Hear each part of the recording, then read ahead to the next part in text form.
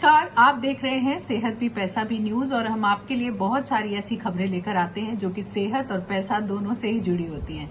और हमारे साथ हैं डॉक्टर शरद कोहली और उनसे हम आज ये जानेंगे कि ये जो एक बड़ी खबर सामने आई है कि अनिल अंबानी को जो है 5 साल के लिए सिक्योरिटी मार्केट से बैन कर दिया है और उनपे 25 करोड़ का जुर्माना भी लगाया है। ऐसी स्थिति में इसका क्या असर पड़ेगा उनके ऊपर और खास तौर से जो रिलायंस होम फाइनेंस लिमिटेड के इन्वेस्टर्स हैं उनके ऊपर इसका क्या प्रभाव पड़ने वाला है, ये आज हम जानेंगे डॉक्टर शरद कोहली से। तो डॉक्टर शरद, ये जरूर बताइए कि ये जो बैन इस वक्त अनिल अंबानी के ऊपर लगाया गया है, इसका उनके ऊपर निजी तौर से भी क्या इम्पैक्ट पड़ेगा और जो इन्वेस्टर्स हैं उनके उसके लिए क्या मायना है? जी हाँ डॉक्टर स्वाति, बिल्कुल ठीक खबर आई है। और जब भी ऐसा लगता है कि अनिल अंबानी साहब जो कि बहुत माननीय बिजनेस परिवार से आते हैं कि शायद जो इरेगुलरिटीज पीछे सुनाई दी शायद वो आखिरी होंगी, फिर कोई नई चीज सामने आ जाती है। सेबी ने उनको 5 साल के लिए सिक्योरिटीज मार्केट से बैन कर दिया है।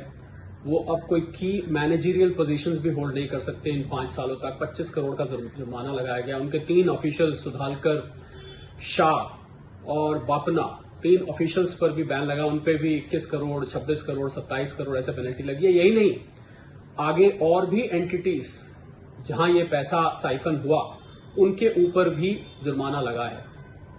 मामला क्या था कि मामला पैसे रिलायंस होम फाइनेंस लिमिटेड, हम जानते हैं कि एक एनबीएफसी है, फाइनेंस के बिजनेस में है, और बिना बोर्ड मेंबर्स की समिति के, बिना बोर्ड मेंबर्स के कंसेंसस के, ऐसा सेबी का ऑर्डर कहता है, 222 पेज का ये ऑर्डर है कि उन्होंने पैसा इन एंटिटीज को दिया और बोर्ड मेंबर्स की सहमति नहीं थी और बोर्ड मेंबर्स ने मना किया था। इनफैक्ट इस पैसा देने की वजह से रिलायंस होम फाइनेंस के अपने जो फाइनेंसेस हैं वो पूरी तरह से बिगड़ गए। उन्होंने जो आगे वापसी करना था, कुछ लोन लायबिलिटीज, उसमें दिक्कत आ गई क्योंकि पैसा वहां साइफन ऑफ हो चुका था। तो ये कंपनीज बहुत सारी हैं, उसमें रिलायंस बिग एंटरटेनमेंट है, रिलायंस क्लीन जेन करके एक है, और भी कंपनीज है, एक रिलायंस न्यूज ब्रॉडकास्टिंग वाली है। इन कंपनीज को ये पैसा गया है और जनरल कमर्शियल फाइनेंसिंग या जनरल फाइनेंसिंग कैटेगरी में गया। एक स्कीम बनाई गई जिसके अंतर्गत ये गया। 2022 में एक इंटरिम ऑर्डर सेबी ने निकाला था जिसमें 3 साल के लिए रोक लगी थी। ये फाइनल ऑर्डर आया है जो कि जैसा मैंने बताया 222 पेज का बहुत लंबा ऑर्डर है और उसमें ये सारी चीजें करी गई हैं। इनके ऑडिटर्स पर हम पहले ही जानते हैं, अनियमितताओं के लिए पहले ही ऑडिटर्स पर बैन लगा था। उसके बाद पीडब्ल्यूसी आए थे, उन्होंने भी ऑडिट करने के लिए डिक्लाइन कर दिया था।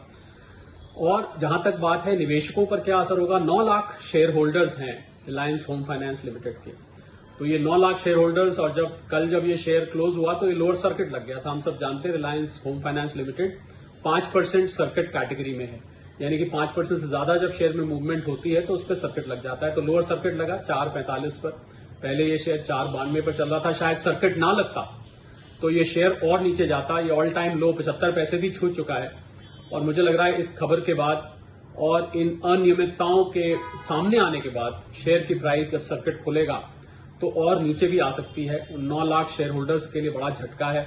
रिलायंस होम फाइनेंस लिमिटेड के ऊपर भी पेनल्टी लगी है, 6 लाख की पेनल्टी कंपनी के ऊपर भी लगी है, 6 महीने का बैन लगा है। पर कंपनी को उतना ज्यादा गिल्टी नहीं ठहराया गया क्योंकि अनिल अंबानी साहब चेयरमैन थे, उनकी ऑर्डर की वजह से ये पैसे साइफन ऑफ हुए। बोर्ड ने मना किया था तो एक सिंबॉलिक तौर से कंपनी पे भी लगाया गया। तो मुझे लगता है कंपनी के साथ जो भी लोग जुड़े हुए हैं, कंपनी में जो लोग काम करते हैं, कंपनी के इन्वेस्टर्स हैं, उन सब के लिए बड़ा झटका है।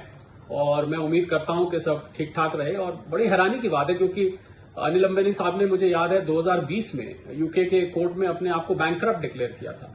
तो बैंकरप्ट डिक्लेयर करने के बाद वो इतनी कंपनीज के चेयरमैन भी हैं, वहां से पैसे का लेन देन भी होता है, पैसा आता जाता रहता है। तो बहुत हैरान कर देने वाली बात है। कुल मिला के मैं समझता हूं रिलायंस अनिल धीरूभाई अंबानी ग्रुप जो है उसके लिए झटका है, अनिल अंबानी साहब के लिए पर्सनली झटका है, उनके कंट्रोल में जो कंपनीज हैं उन सब के लिए झटका है। ओवरऑल रेपुटेशन पे भी एक दाग सा लग जाता है।